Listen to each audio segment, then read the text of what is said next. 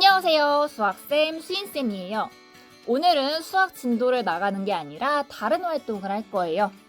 바로 나의 수학 혈액형 알아보기입니다. 출처는 수학학습 성향검사입니다. 수학 혈액형이 뭐냐?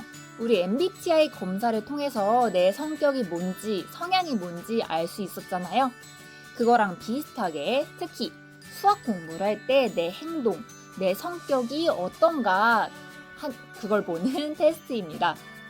수학을 공부할 때는 문제를 많이 푸는 것도 중요하고 영상이나 수업을 열심히 듣는 것도 중요하지만 그에 못지않게 수학을 공부하는 방법, 학습 방법도 굉장히 중요해요.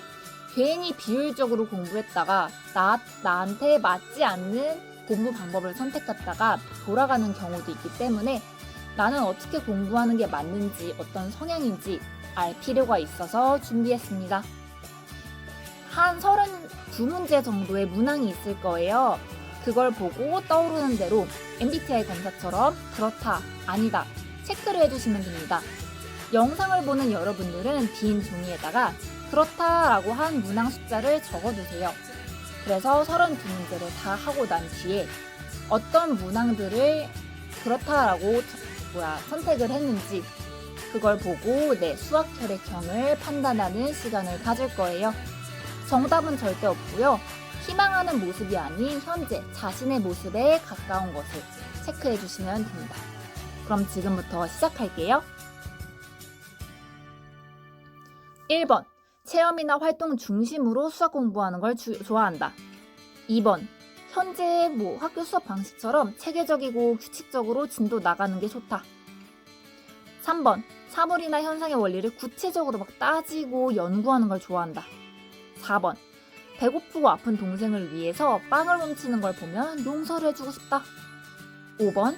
자율적이고 자유로운 딱딱하지 않은 학습 분위기를 좋아한다. 6번. 수학 시간에 노트 정리 꼼꼼히 하고 깔끔하게 정리하는 편이다.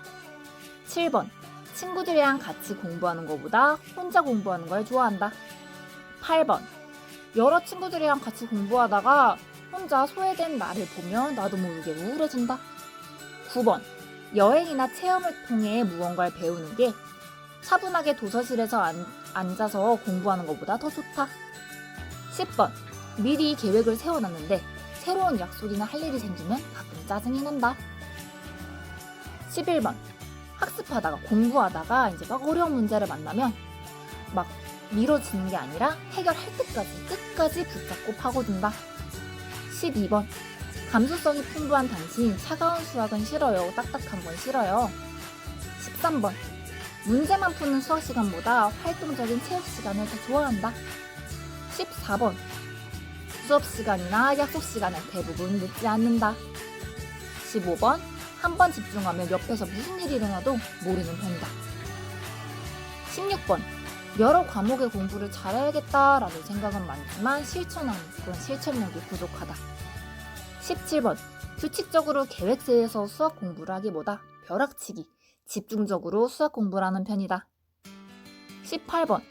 다 같이 토론하면서 공부하는 것보다 수업을 통해서 정리하면서 공부하는 게 더 좋다.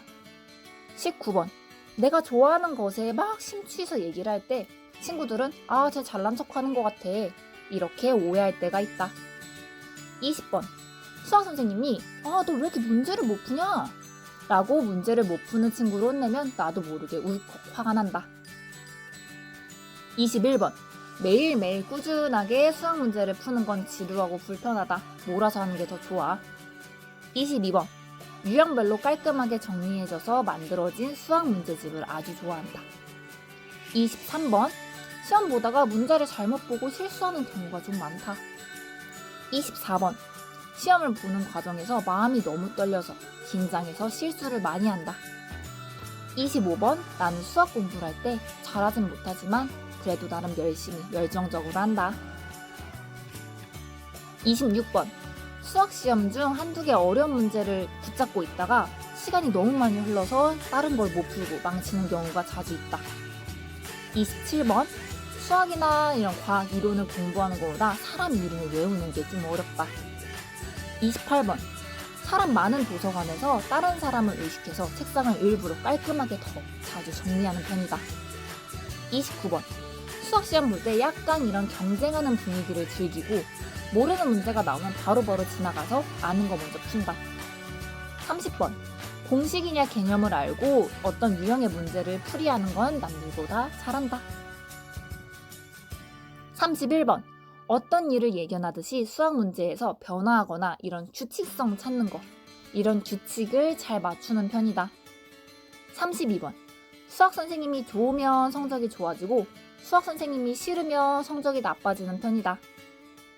이렇게 32문제에서 맞다 아니다, 그렇다 아니다 생각을 해보고 그렇다라고 생각한 문항을 적어보았나요? 여러분들이 그렇다라고 답변한 문항들을 한번 체크를 해보세요. 그래서 이렇게 동그라미처럼 체크를 해봐서 어떤 유형에서 내 번호가 가장 많은지 생각해보세요. 가장 많은 것이 나의 수학 혈액형입니다. 만약에 A형도 3개, C형도 3개가 나오면 두 유형이 섞여 있나 보다 라고 생각해 주시면 돼요. 그래서 우리 A형부터 D형까지 수학 혈액형 유형이 나왔을 텐데요. A형 결과는 어떤지 함께 봅시다.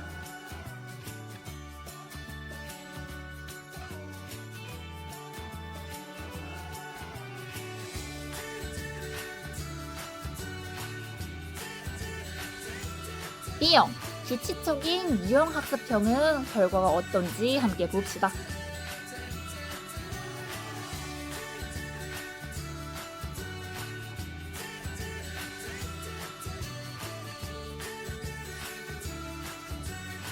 C형, 집중적인 탐구학습형은 결과가 어떨까요?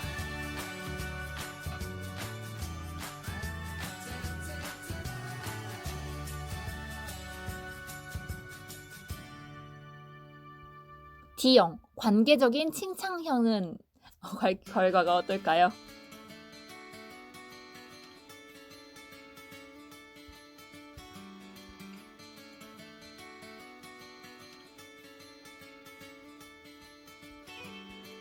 자, 여러분 A형부터 D형까지 나의 수학 혈액형이 뭔지 알아보았나요? 그러면 이제 게시물에 있는 우리 반 패들렛으로 가봅시다. 친구와 함께 공유해봐요. 내 혈액형은 요건데 저 친구의 혈액형은 뭔가? 아, 그러면 나랑 저 친구의 혈액형이 같으니까 같이 공부하면 효과적이겠구나. 다르니까 좀 더 상호 보완해갖고 공부를 할 수 있겠구나 라는 걸 알 수 있을 거예요.